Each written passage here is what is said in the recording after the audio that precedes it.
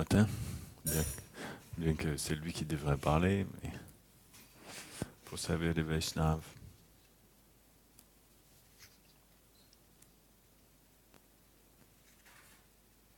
J'avais pas vu les images.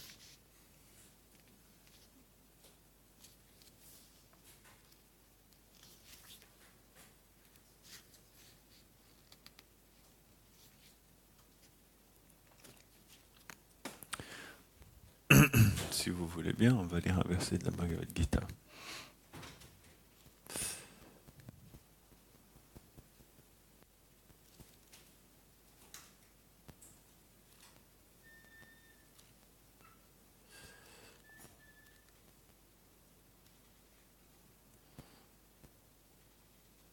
Tout à la fin.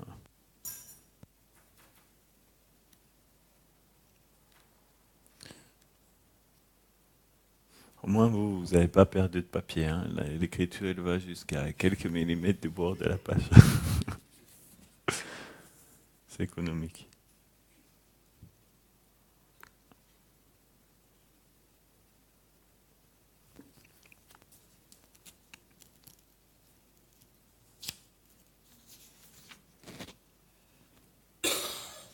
Om Namo Bhagavate Vasudevaya. Om Namo Bhagavate Vasudevaya. Om Namo Bhagavate Vasudevaya.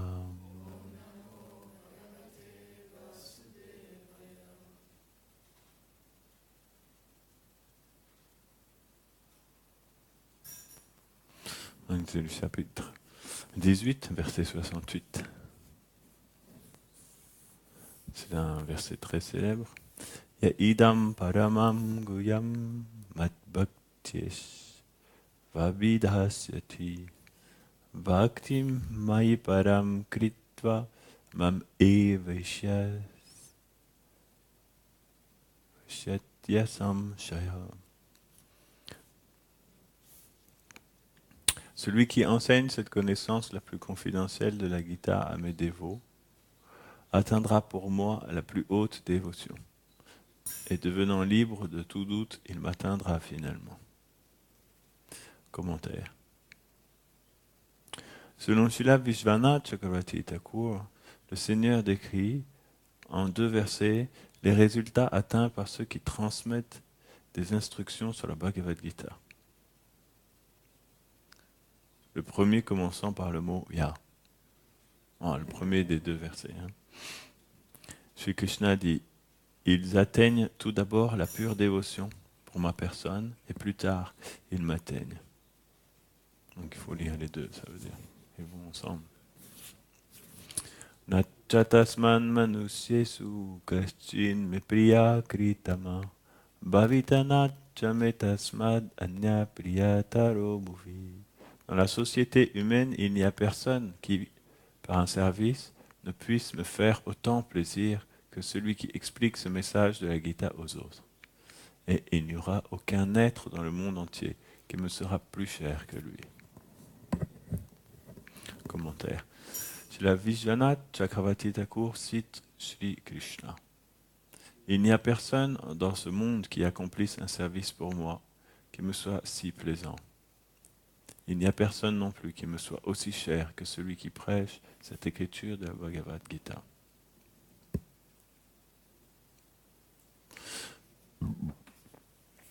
Om Agyanati Mirandasya Gyanam Janam Shalakaya Chakshurunmiritamina. Si je fais ça, ça va le casser ou pas? Non, sinon il se ferme. Ok, merci. Chakshurunmiritamina tasmai Shri Gurave Namah Shri Chaitanya Manobhistam Stapitam Yena Bhutale Swayam Rupa Kadamahyam Dadati Swapadam Tikam Namo Mahavadanyaya Krishna Prema Pradayate Krishnaya Krishna Chaitanya Namne Goradvishe Namaha Shri Krishna Chaitanya Prabhu Nityananda Shri Advaita Gadadhara Srivasadi Gaura Bhaktavrinda Hare Krishna Krishna Krishna Hare Hare Hare Rama Rama Rama Hare Hare Vanchakalpa Tarubhyascha Kripa Sindhubhya Eva Cha Patitanam Pavanebhyo Vaishnavebhyo Namo Namaha Mukam Karuti Vachalam Pangom Langayate Girim Yat Kripam Tamaham Bhande Shri Guru Dinataranam.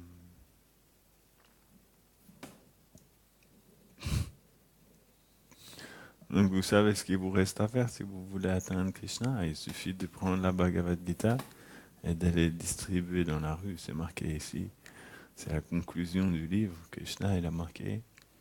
Il a dit à Arjuna, pourtant ils étaient sur un champ de bataille, hein, il a dit à Arjuna, il faut aller distribuer des livres dans la rue. Ils atteignent tout d'abord la pure dévotion et plus tard ils m'atteignent. C'est en 2 étapes. Si vous distribuez des livres, ça va prendre 2 étapes. D'abord, vous allez devenir des purs dévots, vous allez atteindre la pure dévotion et après vous allez atteindre Krishna.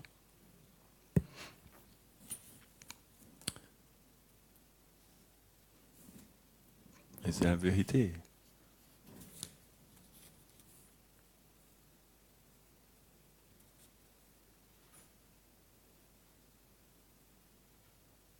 Ce sont les résultats atteints par ceux qui transmettent des instructions sur la Bhagavad Gita. Lorsque vous donnez le livre de la Bhagavad Gita, vous transmettez les instructions sur la Bhagavad Gita.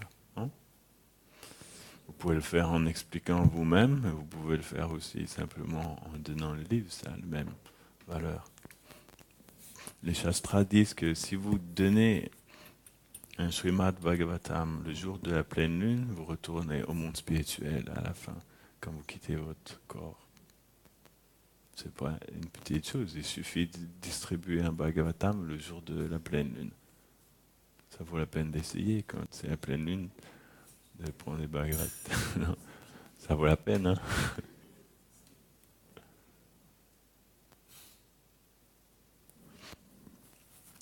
Donc Maharaj m'a demandé de parler ce matin. Je ne sais pas s'il a fait exprès, mais aujourd'hui, c'est exactement le jour où Srila Prabhupada est arrivé à Boston il y a 52 ans maintenant.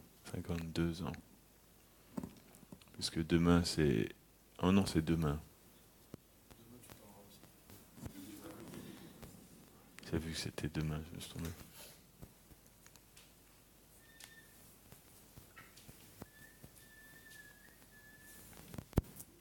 Parce qu'il faut savoir que si Maharaj, lui, il a traduit la Bhagavad Gita, c'est parce qu'il avait lu la Bhagavad Gita. Et comme il avait compris le dernier verset, il a lu la Bhagavad Gita et il a compris la Bhagavad Gita. Donc après, il s'est dit, je vais faire ça. Je vais transmettre aux autres aussi. Mais il l'avait lu parce que quand il était jeune dans la rue, hein, à Paris, il a rencontré quelqu'un qui est venu, qui lui a donné la Bhagavad Gita. Hein? C'était pas... J'ai reçu la Bhagavad Gita, j'habitais chez quelqu'un, il y avait le Bhagavatam. Après, j'ai eu la Gita. Ah, d'accord. D'abord, tu as trouvé le Bhagavatam. Voilà, parce qu'il a trouvé le Bhagavatam un jour quand il habitait chez son ami iranien, c'est ça? Comment est-ce qu'il a trouvé le Bhagavatam chez son ami iranien? Parce que l'ami iranien, il avait acheté le Bhagavatam à un dévot qui vendait le Bhagavatam dans la rue. Donc quand vous donnez une Bhagavad Gita à quelqu'un dans la rue, vous pouvez vous dire peut-être qu'il y a quelqu'un comme Maharaj qui habite chez la personne qui a acheté le livre. Pourquoi pas? Parce que le dévot qui avait vendu ce livre-là, ça se trouve, il avait fait qu'un livre ce jour-là. Non? Ça se trouve, quand ils ont dit les scores devant les mouftis le lendemain matin, Il s'est fait tout petit parce qu'il avait vendu qu'un livre. On ne sait jamais, hein. Mais ce livre-là, il était arrivé chez l'ami Hanan Maharaj et Maharaj l'a trouvé. Il s'est dit, tiens, qu'est-ce que c'est? Il a ouvert le livre et il n'a rien compris. C'est ça, non? Au début, il n'a rien compris. Mais il sentait quand même que c'était un livre spécial. Donc il les a gardés avec lui. Non, c'est ça? En fait, quand j'ai ouvert le livre et j'ai lu un peu, après j'ai entendu Krishna chanter tout le temps. J'ai adoré le livre, sans comprendre qu'est-ce que je faisais. Voilà, il a pris le livre et il a commencé. Comment tu l'as adoré? Avec de l'encens, des bougies, des choses comme ça. Avec des bougies. T'as vu ça où?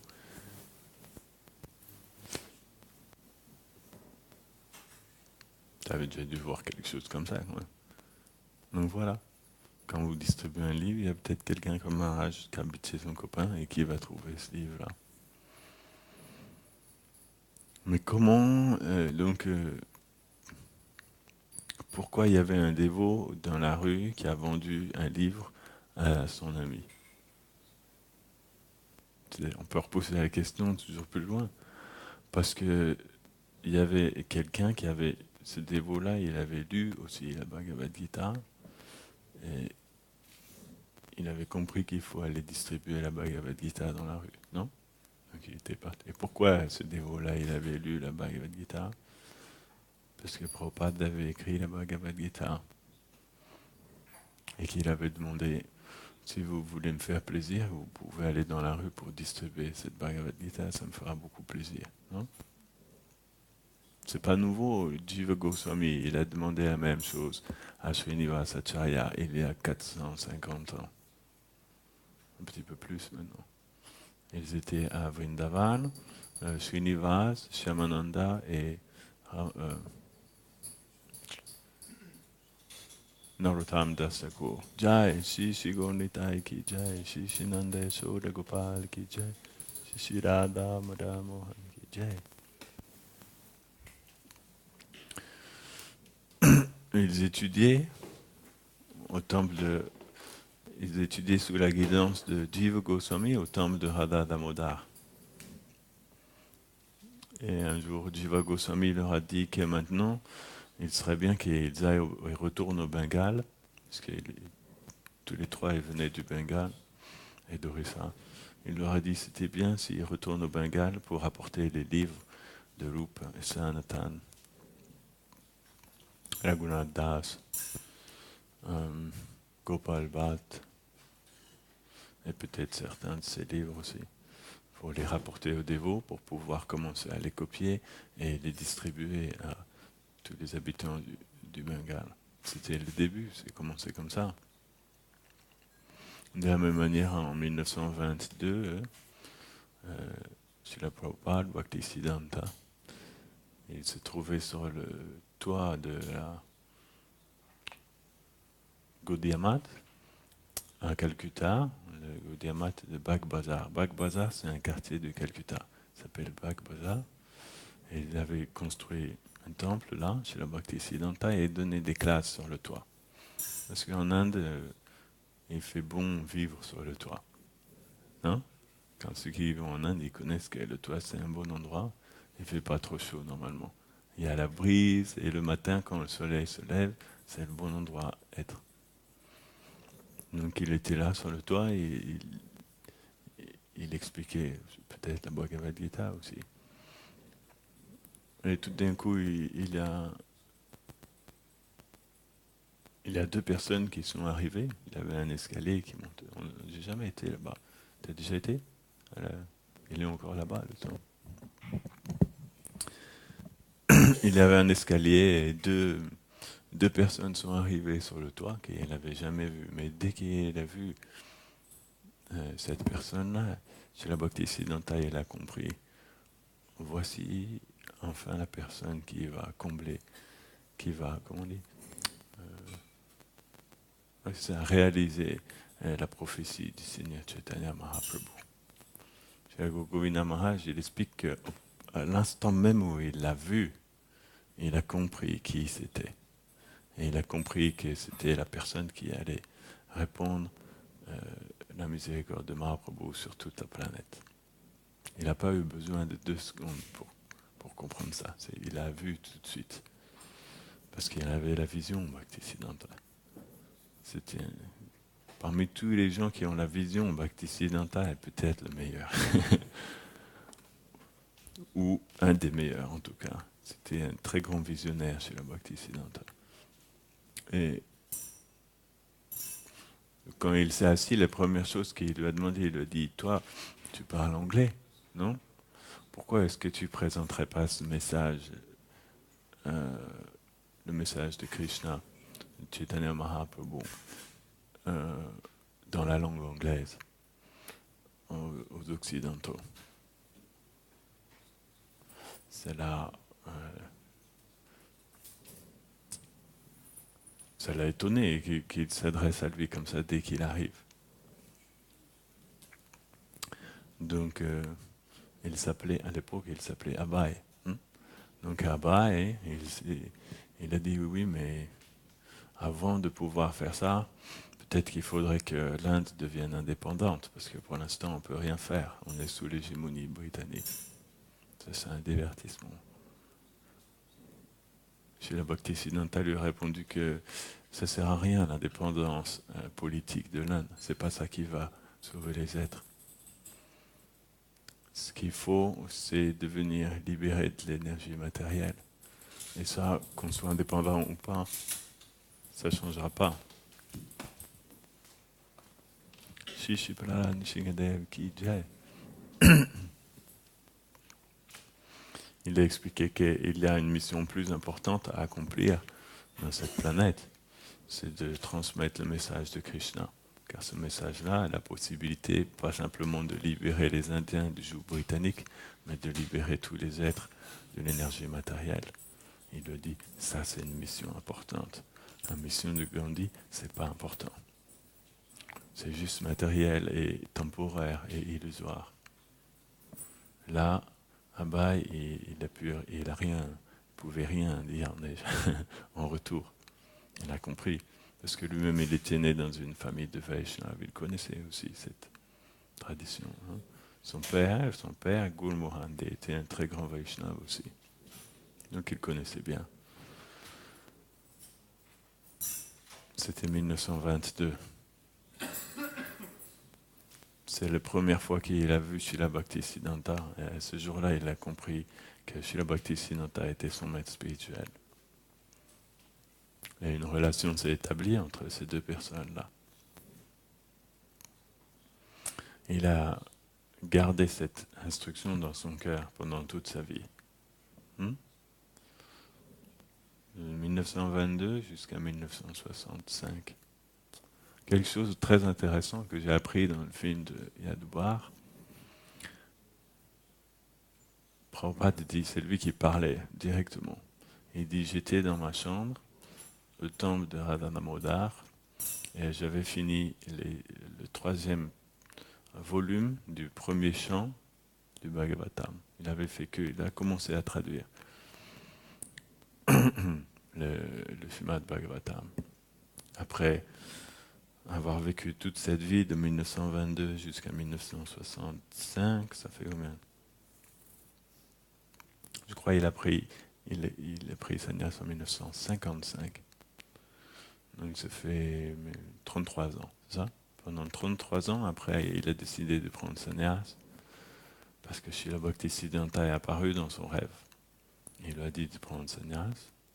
Donc il a quitté sa famille à quelque temps et il est parti à Vrindavan.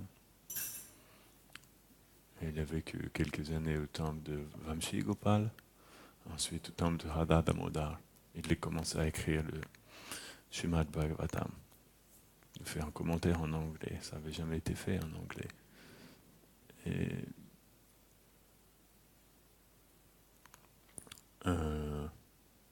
de commencer le magazine Back to Godhead, en anglais aussi. Et Prabhupada dit un jour, j'étais dans ma chambre et j'avais fini de faire ces 3 chants-là, ces 3 tomes du premier chant. Et j'ai reçu une instruction de mon maître spirituel qui m'a dit « Maintenant, c'est le moment de partir ». C'est pas lui en fait qui a décidé à ce moment-là de partir. C'est que Bhaktisiddhanta est venu et qui lui a dit « Maintenant, tu peux y aller ». C'est intéressant, je ne connaissais pas ce détail-là. C'est lui-même qui disait ça. Il a reçu l'indication de Srila Bhaktisiddhanta que maintenant, il devait partir. Donc à partir de ce moment-là, il a été à Mumbai, rencontré Sumati Morarji, qui était une femme d'affaires très riche qui était à la tête de la compagnie Scindia. C'était une compagnie d'import et d'export qui faisait du commerce avec les États-Unis. Ils avaient différents bateaux et il lui a demandé si elle pouvait lui donner un billet pour monter, pour aller aux États-Unis, parce que lui, il n'avait pas de sous. Il était très pauvre. Hein. Vrindavan, à cette époque-là,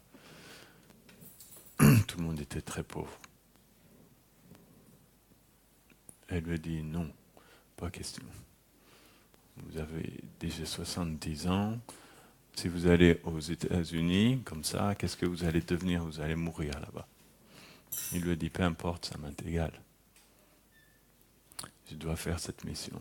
C'est mon maître spirituel qui m'a demandé de faire ça. Il faut comprendre qu'il venait juste de recevoir à nouveau cette indication qu'il doit y aller maintenant. Elle lui a dit non. Donc Prabhupada est sorti et il s'est assis sur les marches. Et il a attendu. Et il n'a pas bougé. Et le serviteur est venu et il a dit, Swamiji, qu'est-ce que vous faites? Il a dit, j'attends mon billet. Et donc il a été dire à Sumati Morarji que Swamiji attend sur les marches.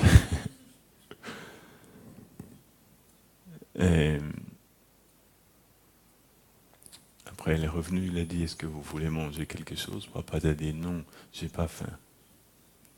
Je veux juste un billet pour aller aux États-Unis. Voilà, c'est fort. Là. Oui, mais après, tu m'entends quand je respire. Moi, ça fait bizarre. C'est un peu trop. Donc, Adhanat Maharaj, il explique en fait, Prabhupada, il était là sur les marches et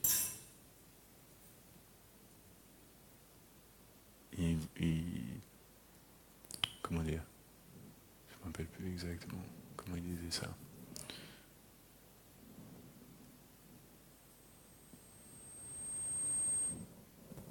Tu vois, c'est trop fort. Il attendait cette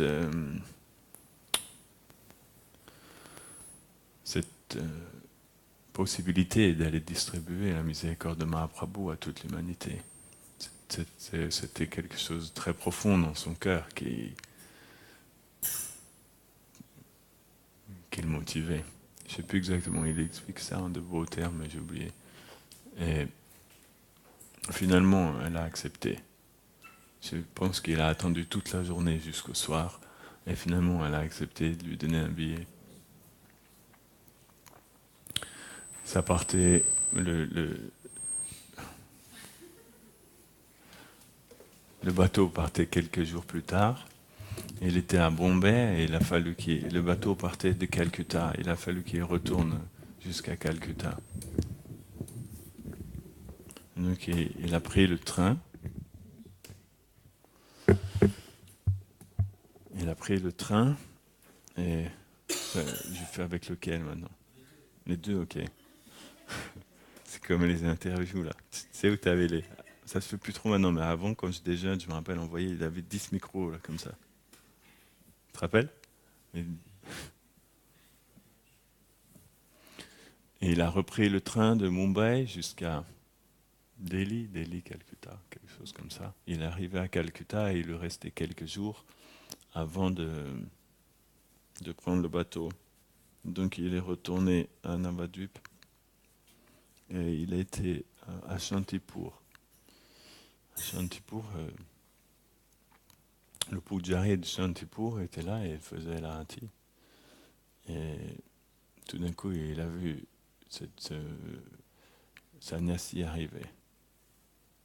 Et il a reconnu, il a dit « Oh, mais j'ai déjà vu ce sannyasi », parce qu'à l'époque où Prabhupada habitait à Calcutta, il venait souvent visiter la maison de Advaita Acharya à Shantipur, et il avait déjà remarqué. À cette époque-là, il était grihastha, mais il s'asseyait au fond de la salle, et il chantait son japa et il pleurait. Et il voyait, il avait des larmes qui coulaient de ses yeux. Et là, ça fait plusieurs années qu'il ne l'avait pas vu. Et tout d'un coup, il l'a vu arriver habillé en sannyasi. Il n'avait jamais demandé comment il s'appelait, qui il était. Mais il l'avait remarqué, parce qu'il avait remarqué à chaque fois qu'il vient, il reste assis dans le fond de la salle du temple et il chante complètement absorbé pendant toute la journée et il pleure. Donc là, il est venu le voir. Il lui a dit Swamiji, je me rappelle, vous venez ici avant tout le temps, mais je ne vous ai jamais demandé qui vous étiez et qu'est-ce que vous faites. Prabhupada lui a dit je m'appelle Swami Bhaktivedanta Swami Maharaj et je suis venu ici pour demander la bénédiction de Advaita, Nityananda et Mahaprabhu, puisque c'est l'endroit où ils se réunissaient pour planifier le mouvement de Sankirtan. Et demain, je dois prendre le bateau pour aller aux États-Unis. Donc, je suis venu pour demander leur miséricorde. Et après, il est parti. Et le Pujari, il dit qu'il l'a pu vu pendant des années et des années. Et après quelques années, un jour, il a vu un blanc arriver avec un tilak et un dhoti. Il s'est dit, tiens, c'est quoi ça? Il a vu des dévots blancs arriver. Il n'avait jamais vu ça de sa vie. Et il leur a demandé, mais d'où vous venez? Il a dit, nous sommes des disciples de Bhaktivedanta Swami.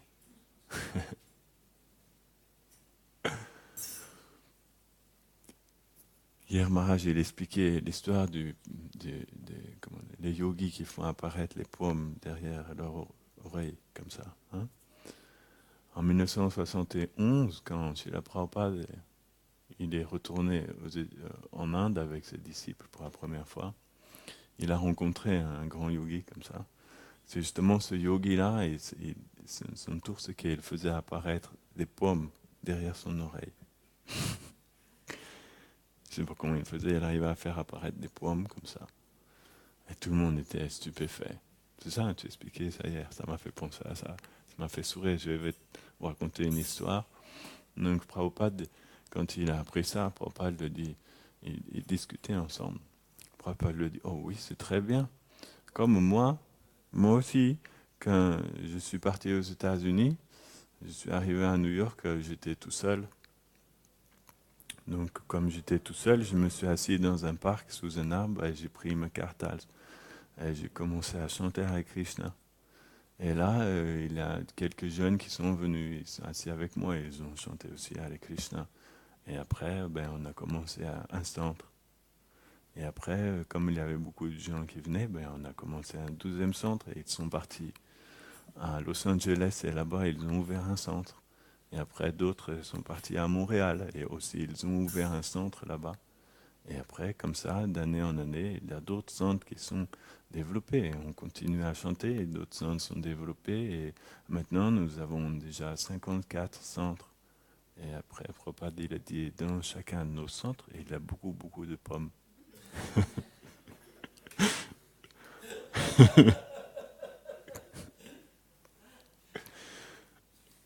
Ramaro, il aime beaucoup raconter cette histoire-là. Après, il rigole comme ça. Il met sa main sur son ventre, il regarde vers le ciel et il rigole.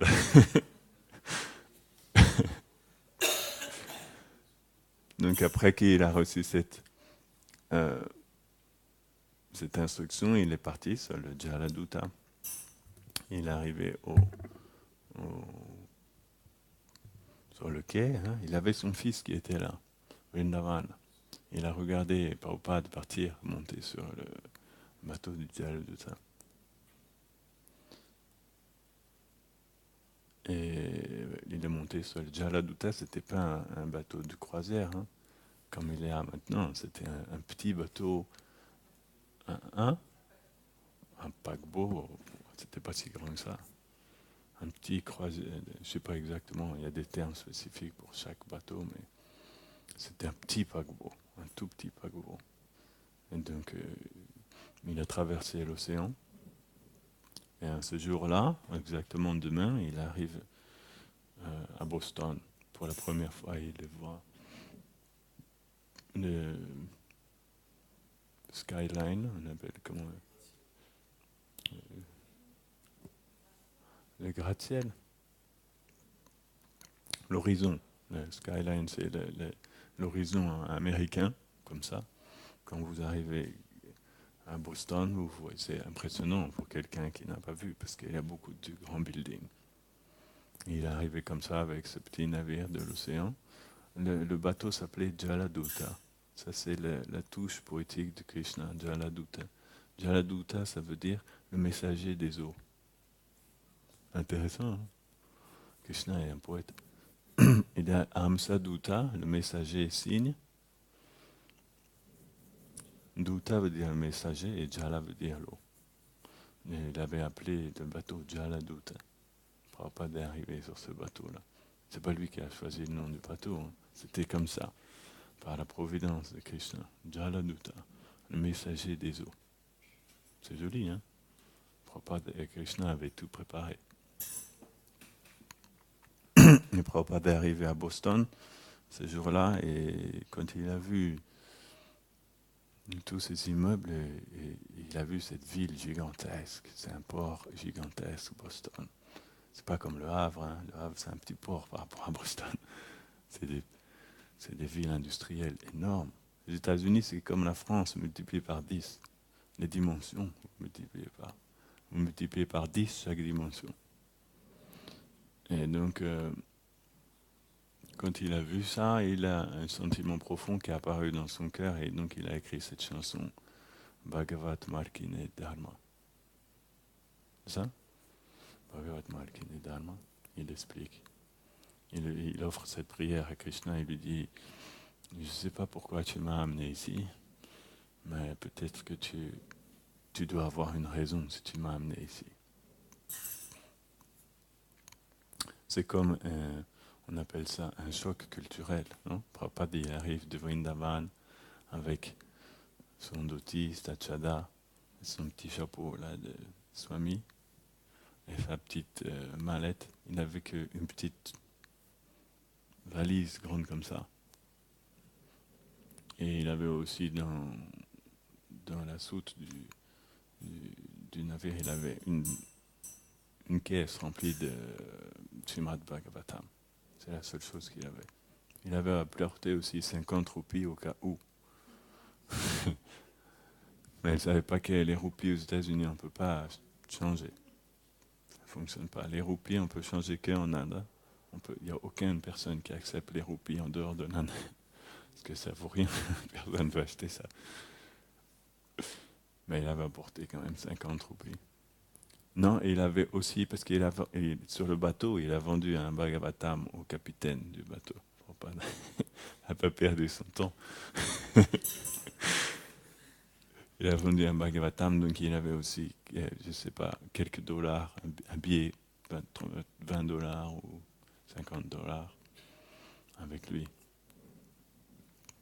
Et c'est des petits souliers en tissu. Et il est arrivé comme ça. Le capitaine du bateau l'a emmené faire un tour dans Boston pendant l'après-midi, et le lendemain, ils sont repartis vers New York. Donc c'est là qu'il a écrit ce chant-là, Bhagavat Markine Dharma. Il explique à Krishna que cette civilisation elle est complètement gouvernée par le Rajaguna Tamoguna. Le mode de l'ignorance et de la passion. Tous les êtres ici sont tellement déconnectés de toi. Je ne sais même pas si mes paroles vont pouvoir atteindre leur cœur, s'ils vont pouvoir comprendre mes paroles. Donc s'il te plaît, donne le pouvoir à mes paroles de pouvoir toucher leur cœur. Ça, c'est la prière du prédicateur. Un prédicateur, il doit comprendre que pour pouvoir donner Krishna, c'est impossible par notre propre énergie. Il y a ce verset qui dit, sans d'être mis en pouvoir par l'énergie de Krishna, personne ne peut prêcher, non, le message de Krishna. Tu connais le verset, hein? En bas du Chaitanya Charitamrita, Krishna Shakti, quelque chose. Hmm. Prabhupada le site suivant, parce que c'était sa fierté de dire que lui, c'est l'héritage qu'il a reçu de son maître spirituel, c'était la Shakti de pouvoir prêcher. Il disait, moi c'est ça que j'ai reçu de mon maître spirituel, c'est tout. J'ai rien reçu d'autre, mais j'ai reçu la Shakti de pouvoir prêcher. Et donc il a fait cette belle prière que si on veut combler le désir de Mahaprabhu, on doit bien aussi comprendre cette prière-là.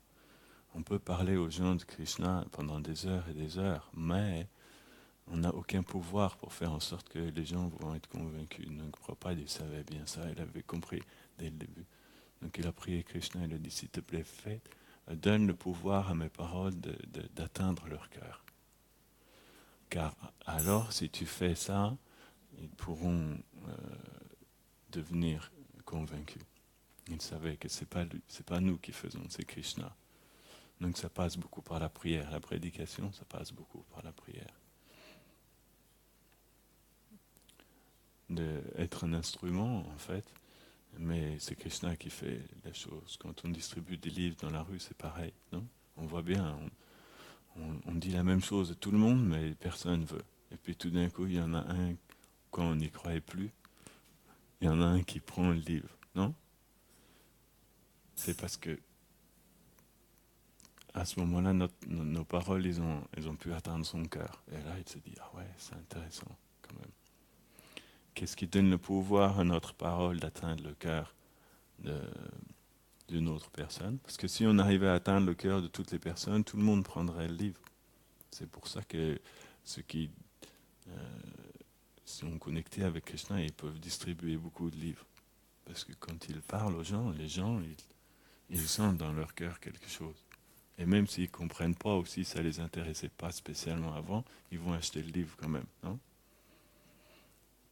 Parce qu'ils sont parlés avec un dévot et que le dévot, il avait prié Krishna avant, s'il te plaît, fais en sorte que mes paroles atteignent leur cœur. Donc, les gens, il y a plein de gens qui achètent des livres, ils ne savent pas pourquoi. Ils voient un dévot, le dévot leur parle, ils regardent comme ça, et ils sentent quelque chose, ils se disent, waouh, moi je vais lui prendre un livre. Ils prennent un livre, mais ils n'étaient pas spécialement intéressés avant par toutes ces choses-là. Et donc il a fait cette prière. Chez le Bhakti Siddhanta, il y a deux prières qu'il a écrites sur le bateau du Jalodhara. L'autre prière, c'est, comment ça s'appelle? Prière au pied pareil au lotus de Sri Krishna. C'est ça, non? On dit, oh mon frère, si tu souhaites atteindre la miséricorde de Krishna, alors tu dois savoir qu'il faut d'abord atteindre la miséricorde de Srimati Radhika. Et pour atteindre la miséricorde de Radharani, alors la meilleure manière, c'est de servir Srila Bhakti Siddhanta. Parce que mon maître spirituel est un associé très cher de Srimati Radharani.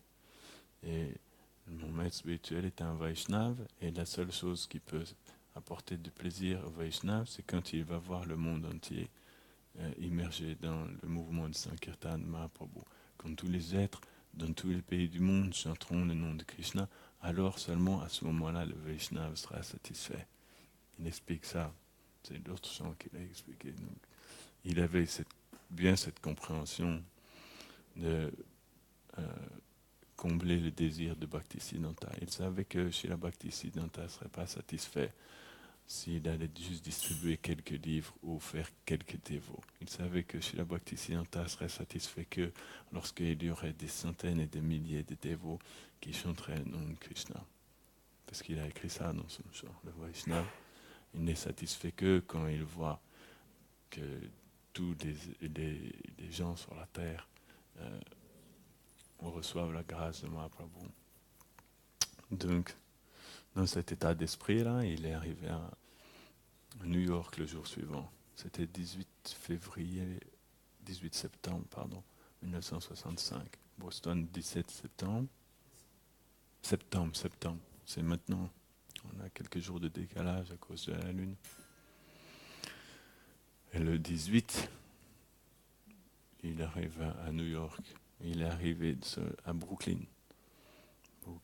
Le bateau s'est arrêté à Brooklyn, sur le quai, on appelle le quai de Brooklyn. Il y a beaucoup de quais, hein, parce que c'est grand, c'est tous à côté comme ça. Il est arrivé à le quai qui se trouve au bout de la 17e rue. C'est un lieu de pèlerinage maintenant, cet endroit-là.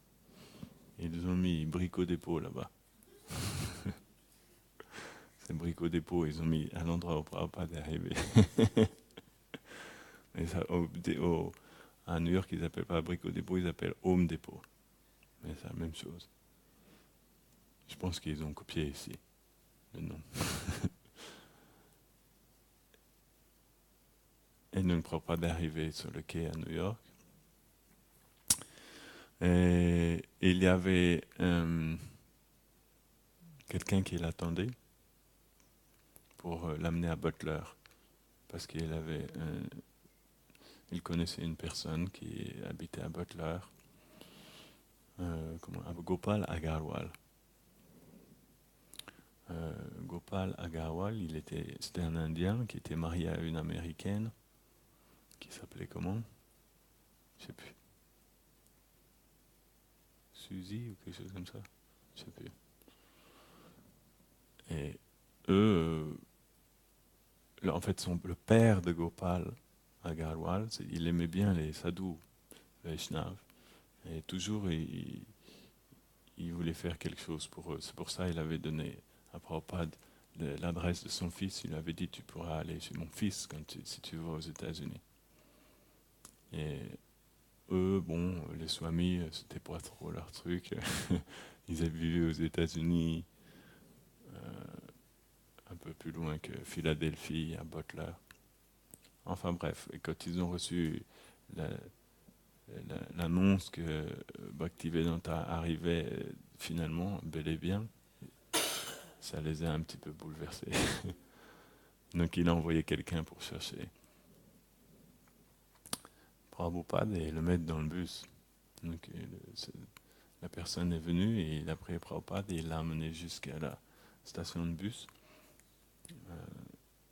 pour prendre le bus pour aller jusqu'à Philadelphie. Et après, je pense que lui-même, Gopal, il est venu chercher Prabhupada. Prabhupada arrivait à minuit. Ensuite, ils ont conduit en voiture jusqu'à tard, comme ça. C'est pas facile comme arriver. Vous arrivez quelque part, après vous faites du bus, après vous faites encore du... Ça faisait déjà 1 mois qu'il était dans le bateau. Combien de mois? 3 mois de bateau? 90 jours? Non, 30 jours. Je pense 30 jours. 30 jours de bateau. C'est long quand même. Mais après avoir passé, je pense, 2 mois à Butler, Prabhupada, il n'était pas satisfait. Parce que Butler, c'était un tout petit village. Et il s'est dit, c'est pas ici que je vais réussir à avancer. Donc il a décidé qu'il allait repartir à New York. Il n'avait rien, il n'avait toujours pas d'argent. À cette époque-là, en 2 mois, il s'était attaché à lui, donc il ne voulait plus le laisser partir. Parce qu'il était très gentil, ils n'avaient jamais vu quelqu'un d'aussi gentil que ça. Mais Prabhupada a dit non, c'est pas grave, ma mission se passe à New York, il faut que je retourne à New York. Et je pense le 18 octobre, donc c'est 1 mois plus tard, 18 octobre, ou novembre, peu importe, quelques temps plus tard, il a repris le bus et il est arrivé une nouvelle fois à Manhattan. Le bus arrive, passe par un tunnel. Le Prabhupada a pris le tunnel de Lincoln. Je connais bien ce tunnel-là, j'ai pris aussi plusieurs fois. Il passe en dessous de la rivière. La rivière s'appelle Hudson River.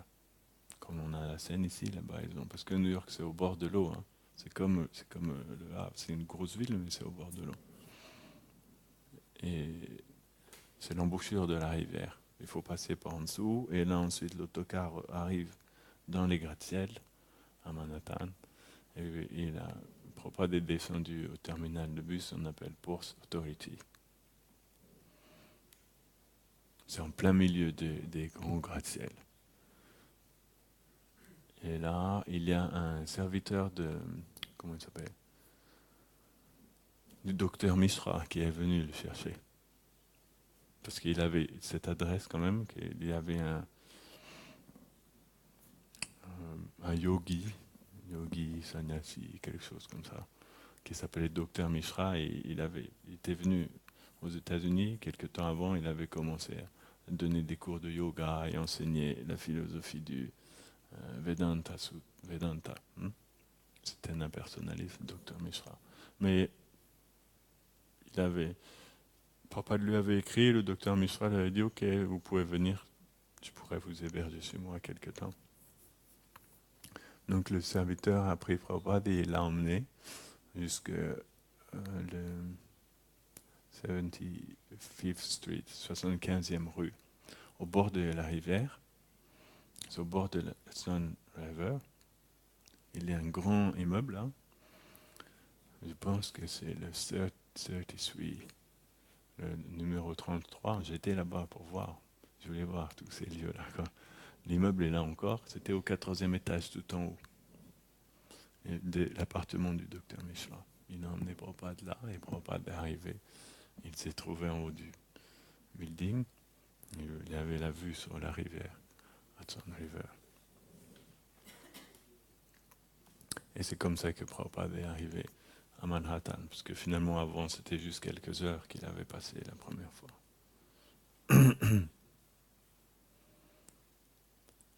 Un jour,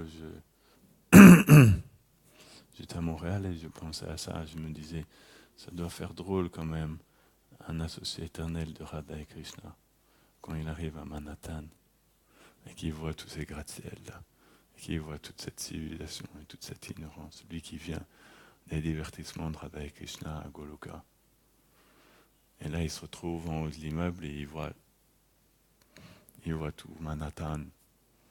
Un 14e étage, c'est pas très haut, mais quand même, quand on est au 14e étage, on voit quand même l'ensemble de l'île. Hein, c'est une grande île.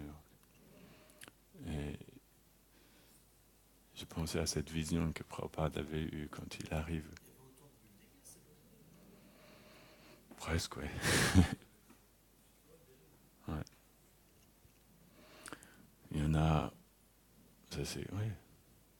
Il y en a encore qui se construisent, hein, c'est en construction. Là, actuellement, il y en a au moins 4-5 des gigantesques qui sont en construction. Et il y en a encore d'autres planifiés. Ils montent toujours plus haut maintenant. C'est comme des aiguilles. C'est comme des aiguilles. Parce qu'ils sont, si tu prends les dimensions des gratte-ciel de Manhattan, c'est comme une allumette. La base par rapport à la taille, ça fait à peu près les proportions d'une allumette. Tu te demandes comment ils tiennent. Parce qu'en fait, c'est du rocher. Donc, ça tient bien le sol. C'est pour ça qu'ils creusent, ils peuvent bien s'arrimer. C'est pas de la terre, c'est c'est de la roche directement. Et donc, c'est comme ça Prabhupada est arrivé chez le docteur Mishra. Mais il n'a pas fait longtemps chez le docteur Mishra. Au bout d'un moment, le docteur Mishra, il en avait un peu marre de Prabhupada. Donc il a transféré Prabhupada dans son yoga studio, son centre de yoga, qui se retrouvait 3 rues plus bas, à 72e rue, à l'angle de la 72e rue et le Columbus Avenue, l'avenue Colombo. Et là, c'est le numéro 100.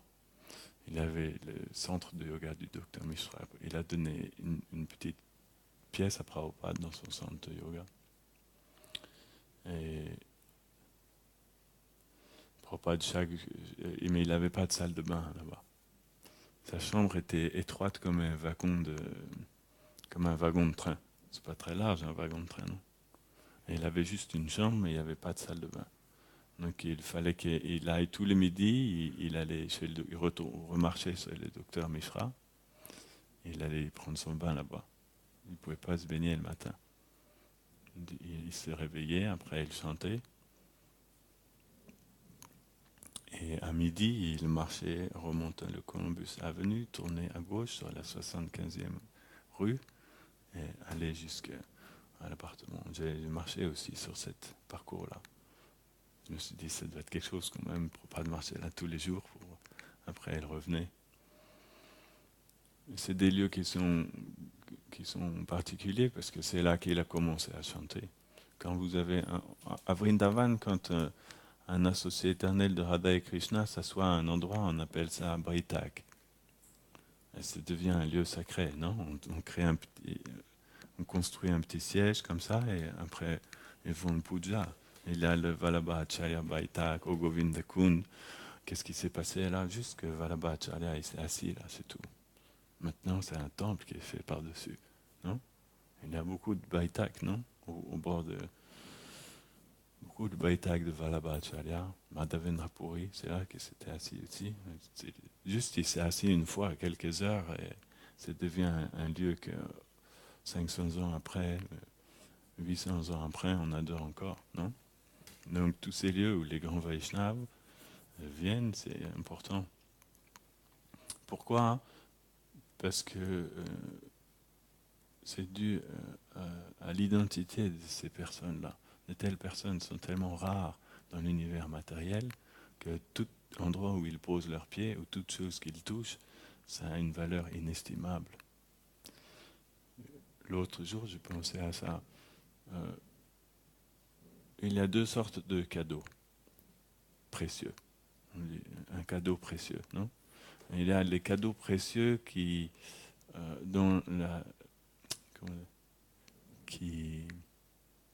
trouvent leur valeur en eux-mêmes, parce que c'est un objet de valeur. Par exemple, un diamant. Un diamant en lui-même, il a de la valeur, non? Si vous donnez un diamant, ça devient un cadeau précieux. Parce que qui que ce soit, peu importe qui donne ce diamant, c'est un cadeau précieux parce que la valeur se trouve dans le diamant. Mais il y a aussi des cadeaux précieux qui sont précieux parce qu'ils ont été donnés par une personne qui était précieuse. Ces cadeaux-là, même s'ils ont une valeur insignifiante, ils deviennent aussi très précieux. C'est pour ça qu'on conserve, par exemple, les cuillères d'un Vaishnav, non? Le petit bout de dhoti d'un Vaishnav. L'année dernière, j'ai mon ami à New York qui s'appelle Gopal Champu. C'est un disciple de Vaisheshika Prabhu. Et il a été au Vyasa Puja de son maître spirituel à Los Angeles l'année dernière. Et son maître spirituel, Vaisheshika, il avait un dhoti de Prabhupada qui lui restait. Donc il y avait beaucoup de Vaishnavas qui étaient venus pour son Vyasa Puja, peut-être 200. Et il a découpé le dhoti en 200 petits morceaux avec des ciseaux comme ça. Et il a pris 200 petits cadres et il a mis le morceau de dhoti dedans et il a offert à chaque dévot qui était venu à son Vyasa Puja un petit morceau du dhoti de Prabhupada. C'est insignifiant, on avait ça dans notre ashram là, et c'est un petit bout de tissu comme ça. Ça n'a aucune valeur, non? Mais ça a une valeur parce que ça vient d'une personne qui était très précieuse. De la même manière, on conserve le japa de Jiva Goswami. Il y a Vrindavan, le japa de Jiva Goswami, ou la gamsa de Chaitanya Mahaprabhu, qui sont des objets qui en eux-mêmes n'ont aucune valeur, mais ils ont une valeur parce qu'ils viennent d'une personne qui est précieuse, ou qui nous sont donnés par quelqu'un qui est précieux, non? C'est quelqu'un de très important, une très grande personnalité nous donne quelque chose, même ne serait-ce que une fleur, on va garder cette fleur, on va la mettre sur notre cheminée ou quelque chose comme ça, on va garder toute notre vie, non? Même les matérialistes font ça. Et la valeur n'est pas dans la chose, mais elle est dans la personne qui donne la chose. Je ne sais plus pourquoi j'ai dit ça, mais...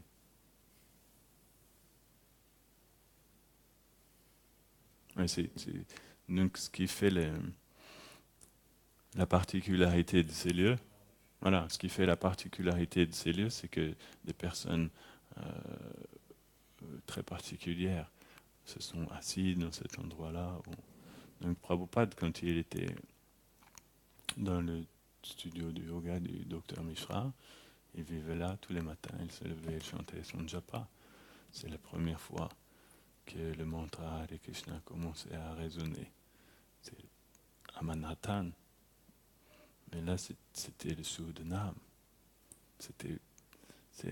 Un jour, j'ai eu cette réalisation-là, en fait. Parce que Prabhupada, plus tard, il a installé à New York Radha Govinda. Les muftis de New York sont Radha Govinda. Et je me disais, j'ai demandé à quelle année, quel jour c'était l'installation de Radha Govinda pour savoir à quel jour Radha et Krishna étaient apparus à New York. Et là, après, j'ai compris que non. En fait, Radha et Krishna étaient apparus à New York dès le premier jour où Prabhupada est arrivé, sous la forme de leur saint nom. Parce que quand un associé éternel de Vlad, il chante le nom de Radha et Krishna sont là directement. Donc c'est ce jour-là qu'ils sont arrivés à l'intérieur du cœur du Vaishnav. C'est comme ça qu'il y a ce verset, Yudhishthira Maharaj a dit à Vidura, quand Vidura est revenu à Hastinapur de son pèlerinage, Bhavad Vidar Bhagavatas Tirthabhuta Swayam Prabhu Tirti Kurvanti Tirtani Santastena Gata Brita. Les grands Vaishnavas de ton calibre sont très rares et ils sont en fait des lieux de pèlerinage personnifiés. Ils purifient tous les lieux où ils vont et transforment en lieux sacrés partout où ils marchent. Même quand ils marchent sur les lieux sacrés, ils purifient les lieux sacrés. Parce que dans leur cœur, ils transportent le Seigneur suprême. Gadabritya, ça veut dire celui qui tient la masse dans sa main. Donc, comme un Vaishnava, il porte Radha et Krishna dans son cœur. Partout où il va, hein, ça devient un tirtha. C'est un tattva très, très merveilleux, mais c'est très magique. À New York, j'ai pu expérimenter à quel point, hein, même dans un lieu complètement sous le règne du Tamaguna et du Rajaguna, un Vaishnav, il peut manifester Goloka par le simple fait de marcher. C'est un aspect spécial de New York. New York est la seule ville où Prabhupada a marché tout seul dans la rue. Après ce jour-là, partout où il marchait, il y avait beaucoup de monde autour de lui. Il n'a jamais marché seul après. Mais à New York, pendant 1 an, il a marché tout seul dans la rue. Et il marchait, et il marchait, et il faisait toutes les rues comme ça en marchant. Parce qu'il était seul pendant 1 an. Le docteur Mishra, ça n'a pas duré si longtemps. Après, il a quitté le studio du yoga du docteur Mishra.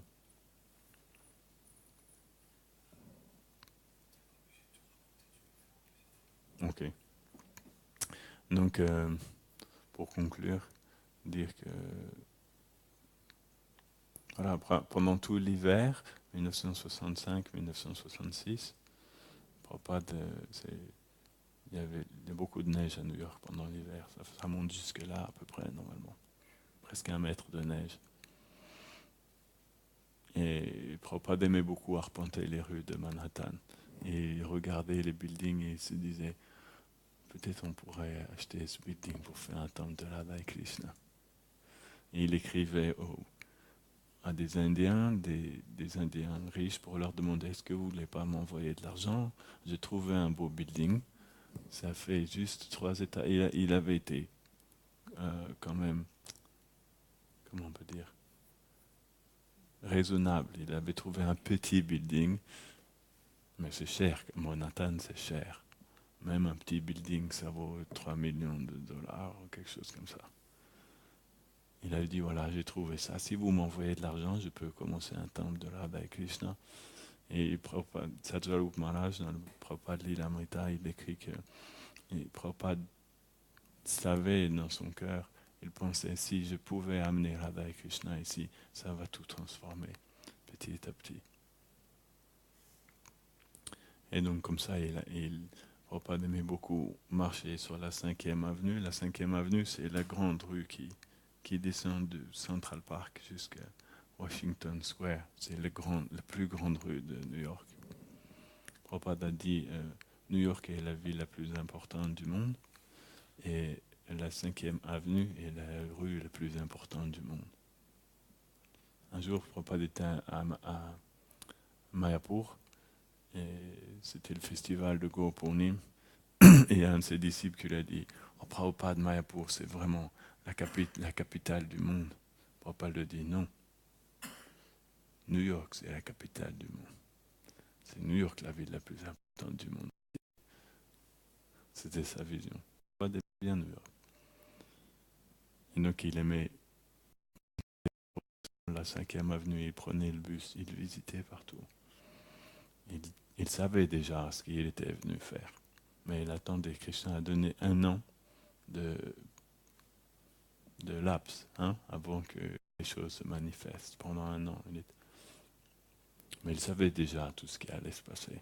Parce qu'ils sont les Nityasiddha, les associés éternels de Radha et Krishna.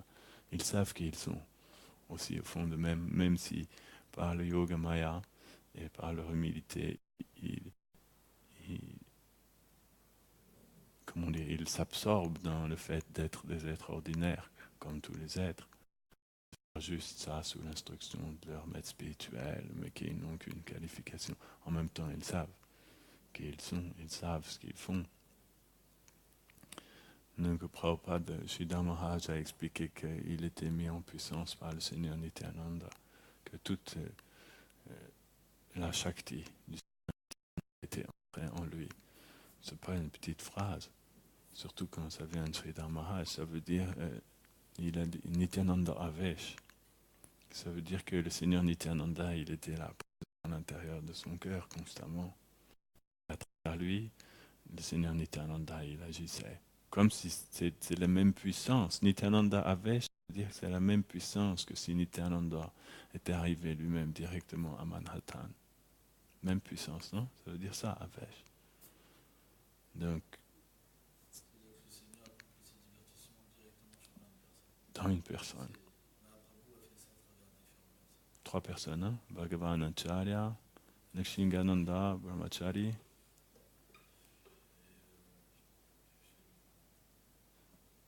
Seigneur Chaitanya, il se manifestait dans leur corps. À ce moment-là, c'était Mahaprabhu en fait qui était dans leur corps.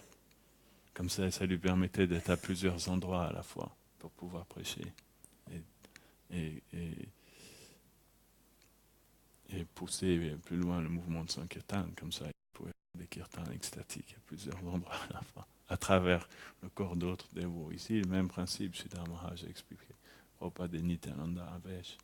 Ça veut dire que quand il marche dans les rues, c'est la même puissance que si le Seigneur Nityananda marchait là. Je peux vous dire que on sent la présence du Seigneur Nityananda à New York. C'est très émouvant. Et donc, voilà, Satswarup Maharaj, il a écrit ce chapitre dans Prabhupada Lilamrita très beau qui s'appelle Struggling Alone.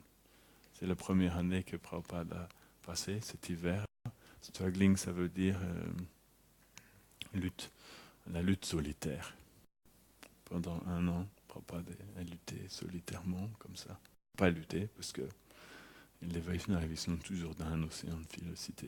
Mais c'était une lutte plutôt intérieure, de compassion. Il vivait là, il possède toute cette, comment on peut dire, ce trésor inconscient dans son cœur. Il voit les gens qui souffrent, et il voit dans quelle civilisation il est arrivé, mais il ne pouvait pas partager encore. Ça, c'est la souffrance du prédicateur. Quand on veut accepter de prêcher, quand quelqu'un accepte de donner sa vie à Krishna pour transporter le message de Krishna, il va avoir 2 choses. Un très grand trésor et une très grande souffrance. Le très grand trésor est que Krishna donne beaucoup de réalisations intérieures à celui qui accepte de faire ça. beaucoup de réalisations vont venir dans son cœur. La souffrance, c'est qu'il ne peut pas partager ça ou communiquer comme il le voudrait parce que personne n'est vraiment intéressé. Donc il espère pouvoir rencontrer des gens, mais il ne trouve pas. Un Prabhupada, il marchait comme ça dans les rues et Sadhguru Maharaj, il conclut son très beau chapitre en disant Prabhupada était là, il marchait dans la rue, mais personne ne pouvait reconnaître qui il était. Il voyait un vieil indien vêtu d'habits safran, un petit peu culturellement, comment on peut dire, étrange, mais personne ne pouvait comprendre. Et il dit, quand donc les habitants de New York allaient-ils réaliser qu'un pur dévot était un associé éternel de Radha et Krishna était marché dans la rue, quand donc allait-il le reconnaître? Jai, Srila Prabhupada ki Jai.